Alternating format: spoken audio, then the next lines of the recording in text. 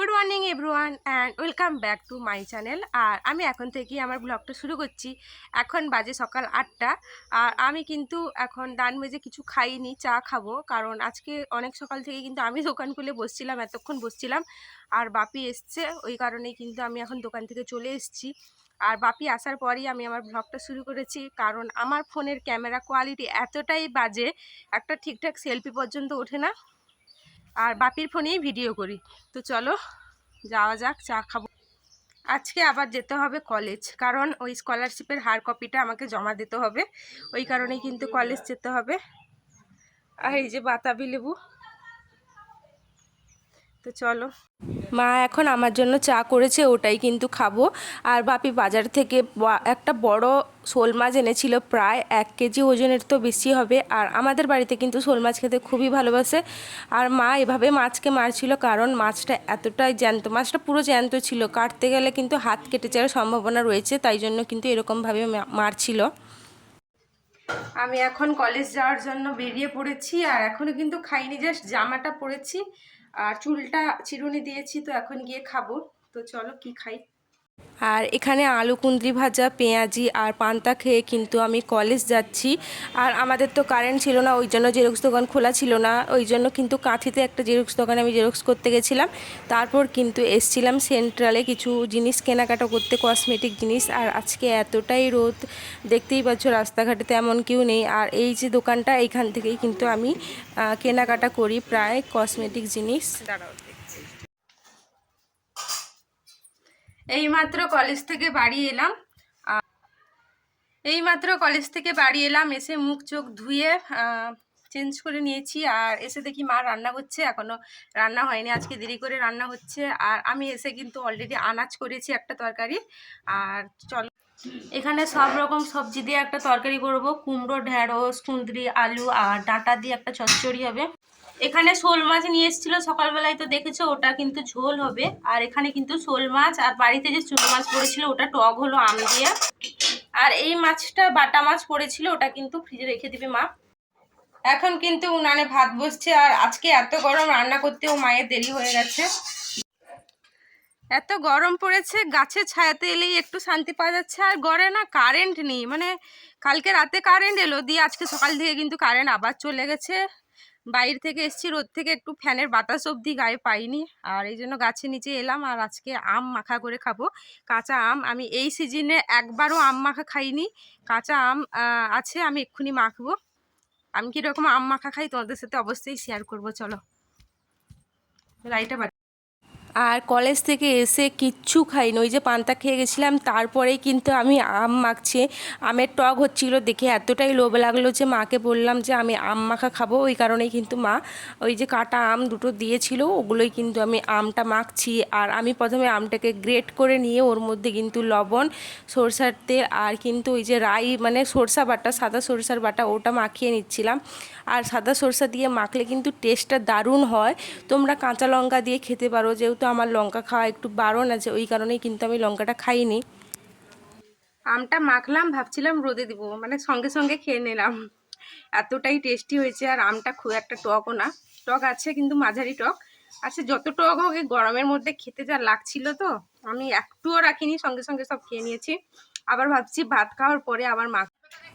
আর আমাদের বাড়িতে একটা নারকেল গাছ মারা গেছে, ওটাকেই কিন্তু কাটা হবে, লোক ডাকা হয়েছে। আর দেখো লোক এসছে, তার সাথে কিন্তু ঝড়ে অনেক গাছ কিন্তু আমাদের বাড়িতে ভেঙে গেছে। আর এখানে ডালাপালা কিন্তু পরিষ্কার করে দিচ্ছে, ওই জন্যই কিন্তু গাছ কাটার জন্য লোকদের ডাকা হয়েছে। আর কারেন্ট তো ছিল না, আমাদের দুপুরেও চলে গেছিলো। আর এখানে দেখো একটা কত বড় মৌমাছির বাসা হয়েছে, বেশ বড় মৌচাক হয়েছে, কিন্তু অনেক দিন পর মৌচাক দেখতে পেলাম। আর এই যে নারকেল গাছটা, ওটা কিন্তু আমাদের কেটে পুকুরে ফেলা হয়েছে।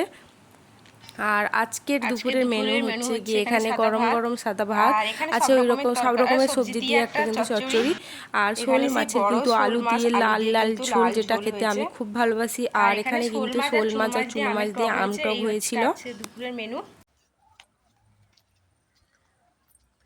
এখন বাজে বিকাল 5:30 আর আমি একটু আগে কিন্তু থালা বাসন মেজে এলাম। মা ঘর ঝাড় দিচ্ছে, ওই কারণে কিন্তু আমি থালা বাসনটা মেজেছি। আর গরু বেঁধে এসেছি, বাপি ভাইকে নিয়ে টিউশন নিয়ে গেছে, ওই জন্য কিন্তু গরুটা আমি মাঠে বেঁধে দিয়ে এসেছি। আর এখন একটু রাস্তার পাশে বেরোলাম।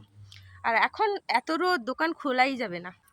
এই যে আমাদের দোকান এখনো বন্ধ, আর এতটাই সূর্যের তেজ, ওই কারণে কিন্তু খোলাও হয়নি। কারণ দোকান খুললে কিন্তু লক্ষ্য রাখতে হবে, আর এতটা গরম এপাশে থাকাই যাচ্ছে না। মা যে এখানে লাউ কুমড়োর বীজ দিয়েছিল, অলরেডি কিন্তু গাছ উঠে পড়েছে। দেখো পরশুদিন ঝড়ে কিন্তু এই যে পেঁপে গাছের মাথাটা গিয়ে এই পেঁপে গাছের নিচে কিন্তু পড়েছিল। আর যতটা বাতাবি লেবু ছিল সব ঝরে পড়েছে। দেখো অনেকগুলো বাতাবি লেবু ওই যে বেগুন গাছের ভেতরে সব ঝরে পড়েছে। আর এখানে লাগাচ্ছে লঙ্কার চারা। আমি যে লঙ্কার চারাগুলো ফেলেছিলাম উঠেছিল, ওগুলোই কিন্তু মা লাগিয়ে দিচ্ছে, কারণ চারাগুলো বেশ বড় হয়ে গেছে। আর এখন দোকান থেকে বাড়ি যাচ্ছি, খাবো, খিদা পেয়েছে। বাপি কিন্তু বাজার থেকে নিয়ে এসেছিলো মিক্সচার, আর ওই জন্য কিন্তু আমি খাচ্ছিলাম। আর এটা খেতে আমার খুব ভালো লাগে, এতে কিন্তু আমের আচার দেওয়া থাকে। আমি ওই আচার খাওয়ার লোভে কিন্তু এটা খেতে খুব ভালোবাসি। আর এর মধ্যে কিন্তু বেশ বড় একটা আমের টুকরো আছে। তো সন্ধ্যাবেলায় খুব খিদে পেয়েছিল, আর ওই কারণেই কিন্তু বাপিকে আমি আনতে বলেছিলাম। আমি চাউমিন তেমন খাই না। কলেজ গেছিলাম, আর কলেজ থেকে কিন্তু গেছিলাম কাকি সেন্টারে কিছু কেনাকাটা করতে, কারণ অনেক দিন থেকে আমার অনেক কিছু জিনিস নেই, আর কাকি যাওয়া হয়ে উঠছে না। কলেজ যাচ্ছি কিন্তু ঘর চলে এসেছি, রোদে আর যাচ্ছি না, ওই কারণে কিন্তু কিছু জিনিস কেনাকাটি করেছি। চলো তোমাদের সাথে শেয়ার করি। আর কসমেটিক দোকানে গেছিলাম, ওখান থেকে কিন্তু একটা ফেস ওয়াশ এনেছি, মামা আর্থের ফেস ওয়াশ, একটা বডি স্প্রে কিনেছি, দুটো ক্লিপ কিনেছি। ক্লিপগুলো না রাখলে আর খুঁজে পাই না, এটা যদি আমি রেখে দিই আর খুঁজে পাবো। দুটো ক্লিপ, একটা সুতর,